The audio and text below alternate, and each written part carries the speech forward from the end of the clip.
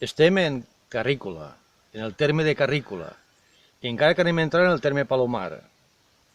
I darrere nostre tenim la torre de vigilància o el castell de Palomar o de Carrícola. De Carrícola o Palomar? Jo crec que podem dir que és de Carrícola i de Palomar, perquè esta torre de vigilància, este castell està damunt de Carrícola, a 300 metres de Carrícola, però està en terme de Palomar. I us preguntareu, per què està en terme de Palomar si Palomar està a 5 quilòmetres? Senzillament perquè va hi haure una mida, va hi haure unes ordres, una legislació que permetia als pobles del Pla, que no tenien serra, tindre un tros de serra. Sàvia idea, perquè així els forts del poble podien anar per llenya, anar a la serra, tindre un fort de calç en la serra per poder fer els seus serveis, no? Estem en terme de Palomar, però podríem dir que estem en Carrícola. Agafeu-ho com vulgueu. Per a vindre de Carrícola sí, hem fet una caminada i hem vist una sèrie d'unes 20 escultures més o menys. Aquestes escultures formen part d'un projecte que va fer l'Ajuntament de Carrícola fa 3 anys, que és el projecte Biodivers. Això vol dir que l'Ajuntament va contactar amb una trentena d'artistes, d'escultors, de pintors, i van omplir el poble, els voltants del poble, la zona de les Arcaetes, al riu del poble i a la serra que hi havia al castell, i van a fer una quarantena o 50 actuacions artístiques, sempre en materials biodegradables.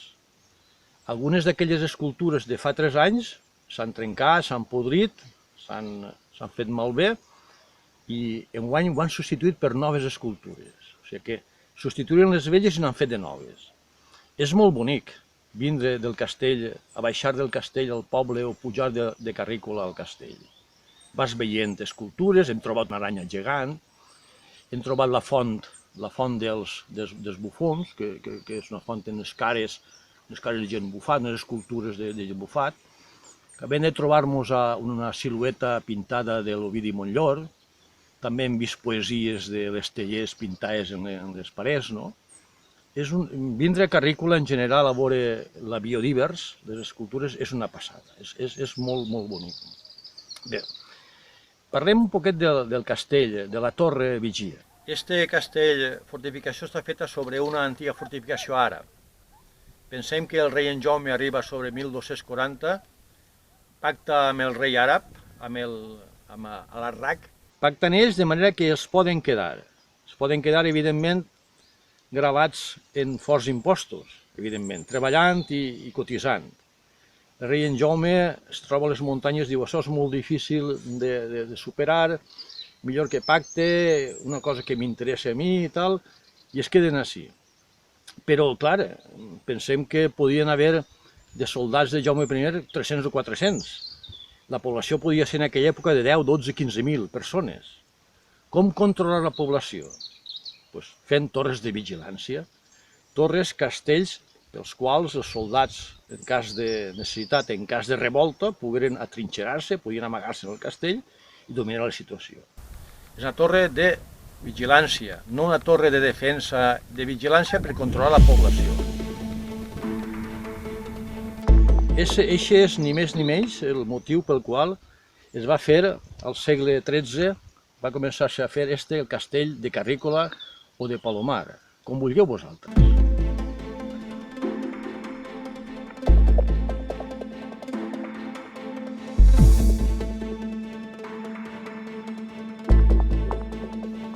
Espectacular és la vista panoràmica que es veu des del castell de Palomar o Carrícola.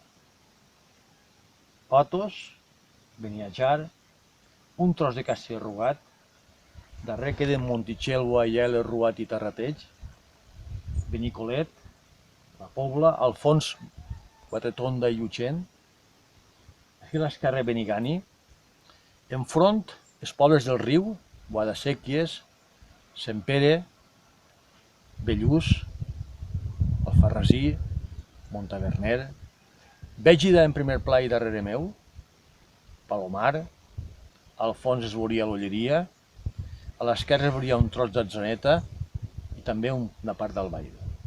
Pràcticament la meitat dels pobles de la Vall del Vall es poden veure des de la panoràmica que tenim des d'ací dalt del castellet de Carrícola o de Palomar, com vulgueu dir-li. La pedrera del castell està a tocar al castell mateix, ben a prop. Els elements que utilitzaven eren la pedra grossa, pedres més xicotetes també, grava, la grava també, i la sorra.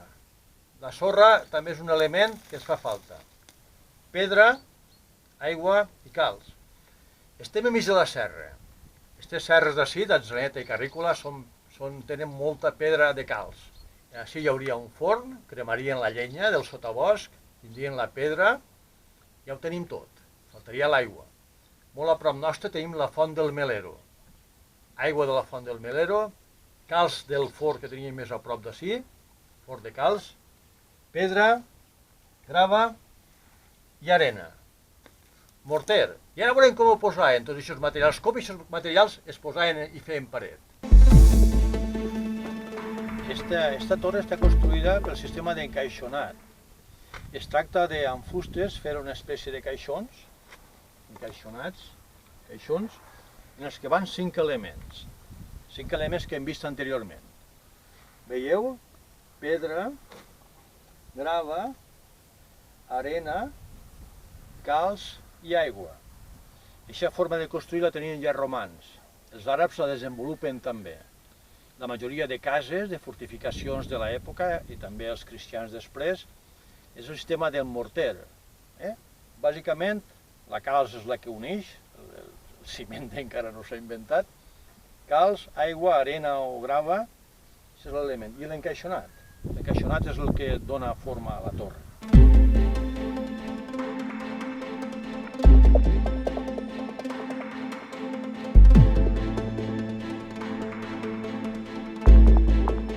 I diu l'Ovidi Montllor: ja no ens alimenten molles, ja volem el pa sencer. L'Ovidi fa una vintena d'anys que no és entre nosaltres, però si estiguera ara diria: ja estem cansats de sous indignes, sous d'hores a 3 o 4 euros, de gürtels de bànquies. Volem també molles. No només volem ossos, volem també molles. Som un poble digne. Ovidi Montllor, el poeta de la gent senzilla, la gent treballadora, poeta del poble, com Vicent Andrés Estellés.